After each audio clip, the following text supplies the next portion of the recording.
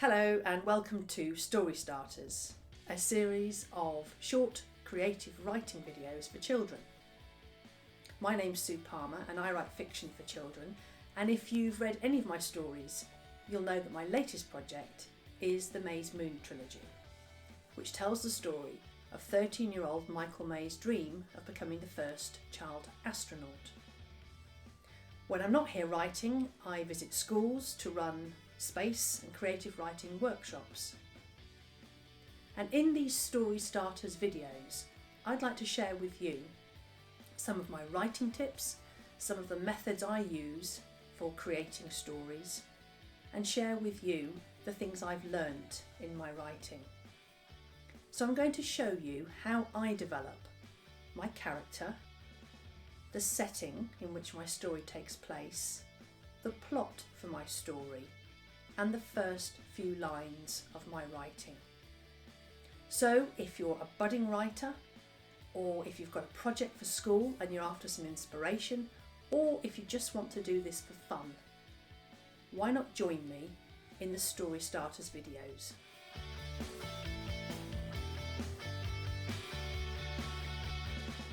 So today I'm going to be showing you the importance of developing your story setting to both excite your reader and to showcase the character you've chosen. Now all you're going to need for this are some pens, paper, maybe some colouring pencils and your imagination.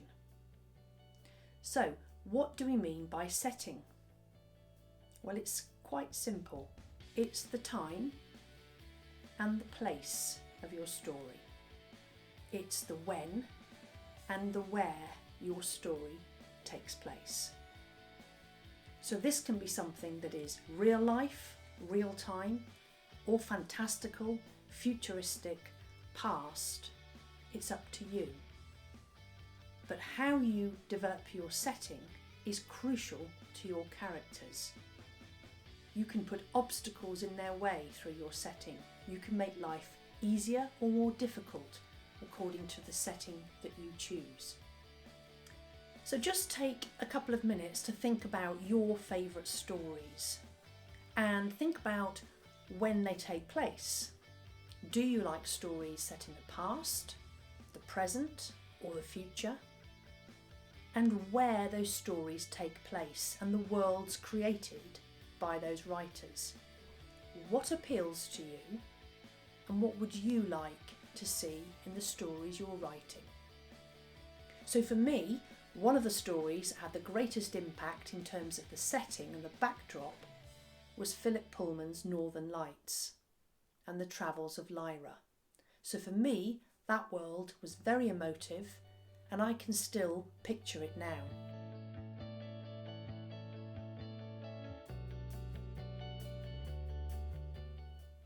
Let's now come up with your setting. If you're looking for ideas, they are literally everywhere. Look around you at some familiar settings, for example schools, a library, a garden, a hospital. Maybe think about places that you've been that you've loved, on holiday or visiting other people. How about some of your drawings? For those that are good at drawing, look back at some of your pictures. Could one of those become your setting? Or maybe look at old photographs of the past and some of your ancestors or relatives.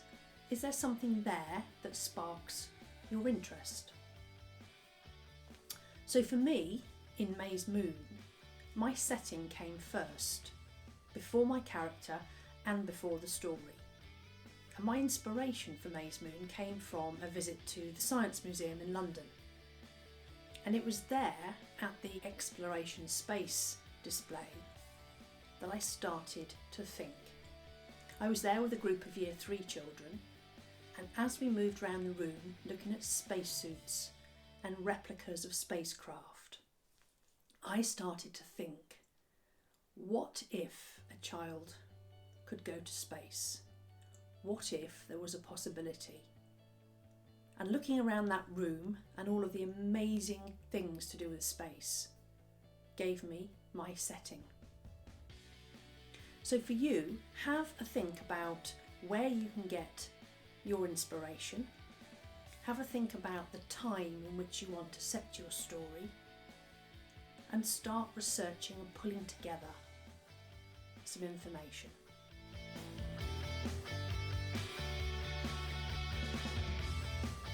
Another story I'm working on at the moment is set in the recent past and in Cornwall. So Cornwall is somewhere I went a lot as a child and has great memories for me. Playing on beaches, looking at caves, collecting shells. It seemed a perfect backdrop or setting for a story. So think about where you'd like to set your story and in what period. If you followed me in the developing your character session on Story Starters and given your character a goal, you might already have an idea of a setting that will challenge your character or help them or hinder them. If you're after a bit of inspiration, here are a few images that might give you that.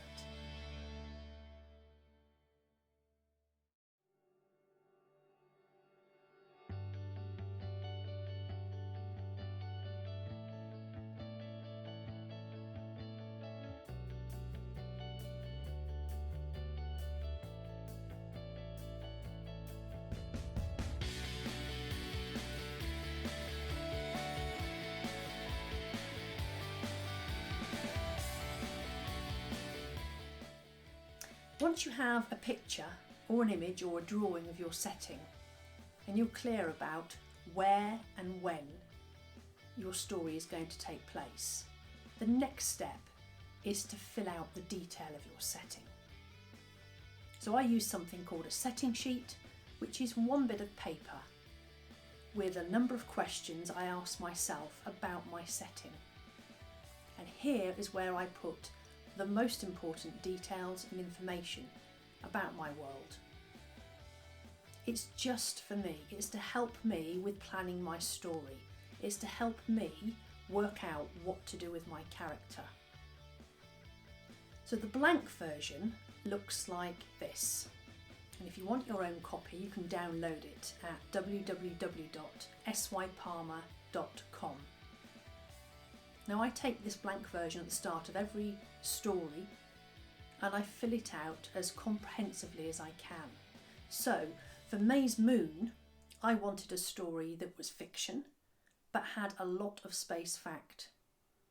So my setting sheet for May's Moon was pages and pages long. I started with one page and put down some basic details and then expanded each of those sections.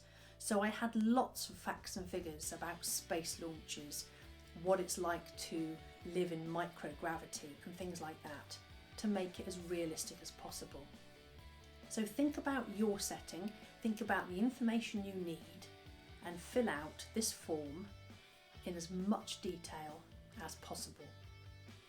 When you're filling out your setting sheet, give as much information about what your setting looks like. And here we're after powerful, creative language. Use your imagination and give us some really great wow words. We also want to know what your setting smells like. Can you smell salty air, or is it a decaying forest smell? And what can you hear when your character is in this setting? What's unusual? And tell us, work out why your character is in this setting. So your setting influences your character greatly.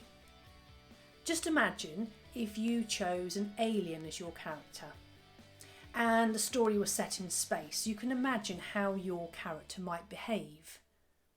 But imagine an alien in a supermarket and the story takes on a totally different flavour. So by now you have a picture or an image or a drawing of your setting, and you have a completed setting sheet with as much detail about your new world as possible. If you've already got your character and developed your character in the last Story Starters session, then like me, you probably are itching to get going on your story.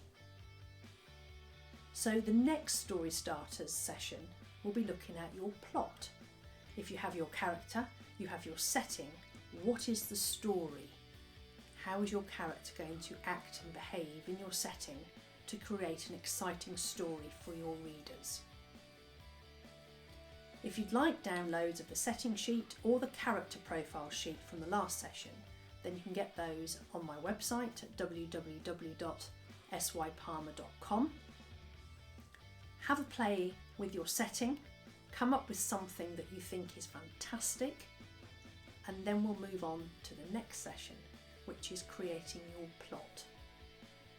So thank you for joining me. Happy writing and setting creation, and I'll see you soon. Bye.